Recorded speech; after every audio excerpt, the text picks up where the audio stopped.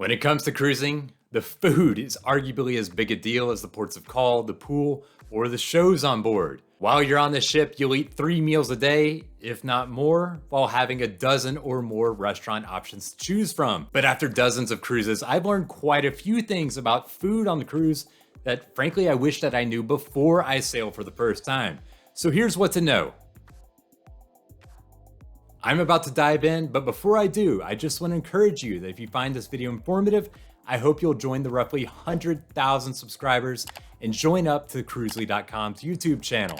Now, with that said, let's begin with something that I think is going to be a little bit controversial, but cruise after cruise, I found it to be true.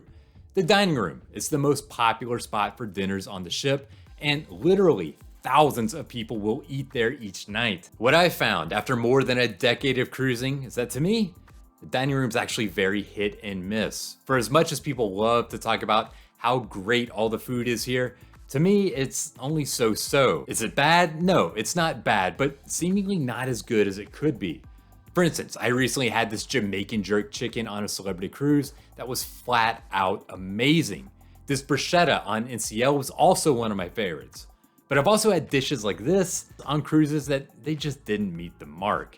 I wish that I could tell you which dishes tend to be hits and which tend to be misses, but honestly, I haven't found a pattern just yet. Just know that if you don't like what you have, it could be that the next dish is amazing and vice versa. Say you do find a dish that you really love, or you want to try something that you've never had before and you're not sure if you're going to like it. In that case, one thing that you wish that you knew is that you can go ahead and order multiple dishes. That's no problem. When a waiter takes your order in the dining room, they will ask for an appetizer, an entree, and a dessert. It feels like you only get one, but there's no rule against ordering more. If you want to try different things, then just say that you want them both.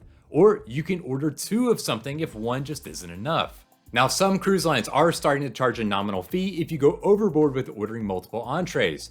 For instance, Carnival, they charge $5 for a third entree or more. But don't feel like you have to be locked into just one option on the menu.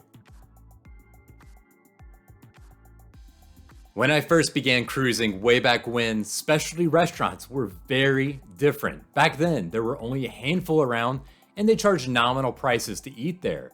Think of dining at a steakhouse for about $20 per person, or lower tier restaurants that were just a few bucks. Over the years, these restaurants have exploded in number and cost on the cruise ship. Now, it's not unusual to have a ship that offers an included buffet in the main dining room, then everything else is a charge. Meanwhile, those charges, they have definitely climbed. Now, paying $50 per person, that's pretty common. Even so, I would suggest working in at least one stop at a specialty restaurant during your cruise. First, in the spots like the buffet and the dining room, the food is being made for literally thousands of people at a time. To me, that is amazing that they can feed that many, but the quality can sometimes suffer. In these specialty restaurants, however, each dish it's made individually for far fewer people each night. It shouldn't be a surprise that I find the quality significantly higher. As well, if you like any sort of different flavors like Mexican or sushi or Italian or Chinese, then it's likely going to be a specialty restaurant where you'll need to go. Let's talk about buffets and what I've learned about them over the years. If you're new to sailing, the buffet, it's going to be where you end up eating the most of your meals. It's open breakfast, lunch, and dinner, and it's included in your fare, and really it has something for everyone. What I wish I knew before I started sailing is that you've got to mix it up with eating at other spots on board. If you're on a week-long cruise and you eat here for 2 meals a day, it's going to get old very quickly. Breakfast is always solid in my opinion, and it serves all the basics that you could want, but I find lunch and dinner, it's edible, but it's certainly not anything to write home about. Plus, on older and smaller ships, there are definitely fewer options served on the buffet. It's hard to explain, but the best way to describe the food is that it's simply buffet quality. No matter what, you're going to eat a lot of meals here. So when you can, be sure to get some variety, as there are definitely better places to eat on board. Now, if you eat at a specialty restaurant, it's not like on land where you just show up. You're supposed to make a reservation first, and frankly, they usually fill up quickly.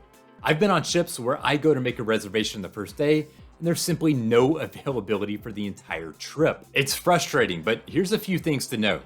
First, it seems like reservations are more open early in the cruise. So if you want to eat at a specialty restaurant the first night, you'll likely have better luck than if you're trying to book a date later in the cruise. Second, if you don't have a reservation, it doesn't hurt to try to go anyway. Not always, but several times I've been able to head down to a restaurant that shows no available reservations.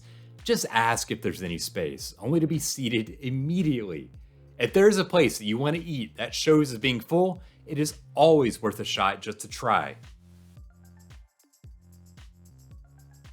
One little quirk I didn't know when I first started cruising regards food not on the cruise ship. You may know that some lines like Carnival and Royal Caribbean, they allow you to bring on drinks with you when you board. But did you know that you're also allowed to bring on food? So if you have a favorite snack like those Dots pretzels that I cannot stay out of, you can bring it on with you. There are some rules that it must be unopened and it has to be a pre-packaged food. So you can't bring homemade cookies or anything like that. But if you have some sort of favorite snack that you can't go without for a week, then go ahead and pack it with you.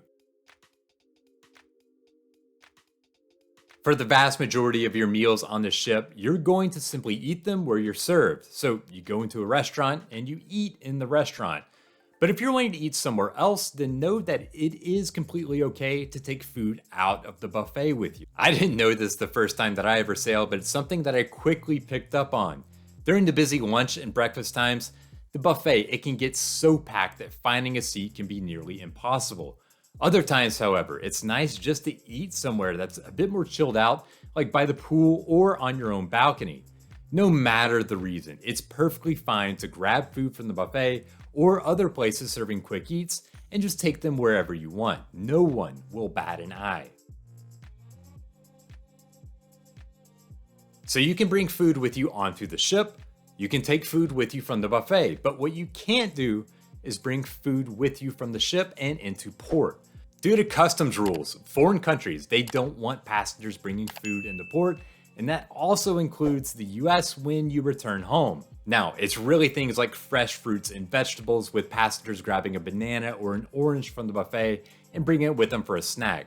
Packaged foods, they're generally fine. And yes, at least some ports are on the watch for it. I've seen dogs in Cozumel sniffing not for drugs, but for fresh produce and a pile of items taken off passengers that had already been found. Just make it easy on yourself and don't bring any food to shore with you. Now, perhaps no topic in cruising gets as confusing and controversial as tipping. You pay the daily gratuity charge, but then you also have to pay tips when you do optional things like get a drink or eat at a specialty restaurant or get a massage. But if you've never sailed before, dining and tipping, it can be a little bit strange. In the included areas, those automatic daily gratuities, they cover the dining staff. So you don't tip after meals served in the dining room or the buffet. That means when you're done eating, you just get up and you walk out. It can definitely feel a little awkward at first. In fact, I'll never forget my first cruise all those years ago, looking around at other tables and eating slowly so that I could see what they did before I just got up and left. What it took me a while to realize is that the set dinner times, yeah, they're more of a suggestion.